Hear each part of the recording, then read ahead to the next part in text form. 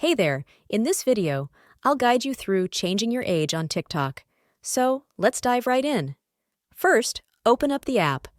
Once you're in, tap your profile at the bottom right to access your profile page. Next, hit the three lines in the top right corner, then go to Settings and Privacy.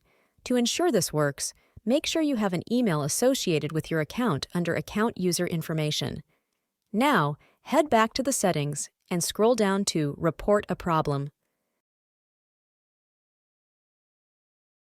Under Topics, select Account Profile. On this page, choose Editing Profile, then scroll and pick Other. This will prompt a page where you select Need More Help. Here, type something like My birth date is incorrect, and I'd like to change it. I can provide ID to verify my age. Once satisfied, hit Submit. They'll email you about the situation, and it should be resolved in a few days or weeks. Hope this tutorial was helpful.